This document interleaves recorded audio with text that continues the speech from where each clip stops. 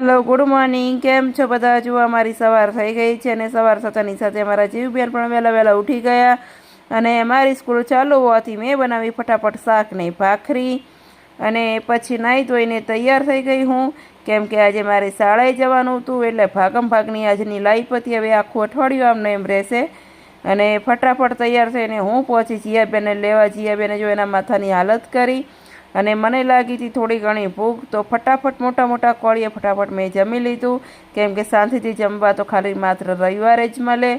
અને પછી જીયાબેનને પણ તૈયાર કરી નાખ્યા ફટાફટ. સવારે 6 વાગે ઉઠો અને લગભગ સાંજે 8-9 વાગ્યા સુધી તમારી લાઈફ નોનસ્ટોપ રહે. એટલે સરકારી નોકરી કરવી એટલી પણ આસાન નથી, અને એમાં એક લેડીઝ માટે તો ખાસ. અને પછી મેં ચકલાઓ માટે ઘઉં સૂકવ્યા, કારણ કે એમને રોજ ભાખરીઓ નાખવાની હોય છે મારે, અને મારે થોડું ઘણું કામ બાકી રહી જતું હતું, તો મેં ફટાફટ મારું કામ પતાવ્યું અને જીયાબેનના ટિફિનના નાસ્તાના ડબ્બા લઈને ફટાફટ મેં મારી બેગ તૈયાર કરી, કેમ કે જીયાબેનને અમારે લાગી જાય છે ભૂખ. એટલે સફરજનને બધું અંદર મૂક્યું. પડીકા નથી ખવડાવતી મારી બેબીને. અને પછી મેં મારી સેહતનું પણ ધ્યાન રાખતા થોડું પાઇનેપલ ખાધું અને સરસ મજાનો નાસ્તો કરીને ભગવાનના દર્શન કરીને મેં ફટાફટ ઘરને લોક મારી દીધું અને હું અને મારી જીવબેન બંને નીકળી ગયા સ્કૂલે જવા માટે.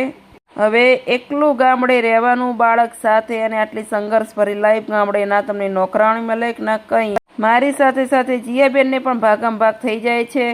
અને આજે રસ્તા ખરાબ હોવાથી અમારે એક્ટિવા લઈ જવાની હતી નહીં, તો અમે ચાલતા ગયા. અને રસ્તાની હાલત તો જુઓ, જો કદાચ પડી જઈએ તો ફરીથી ઘરે નાવા આવવું પડે એવી પોઝિશન હતી. અને બાજુમાં પેલો ઝટકાતાર કહેવાય ને, એ ચાલુ તો એટલે એને દોડાય નહીં. અને એમ કરતાં કરતાં પહોંચ્યા મેં સ્કૂલે પ્રાર્થના ચાલુ હતી અને આજે બધા બાળકો આવી ગયા હતા અને વિજ્ઞાન મેળાનું સ્વાગતની તૈયારી કરાવીને અમે પહોંચ્યા ઘરે. જુઓ કેટલો થાક લાગી જાય છે.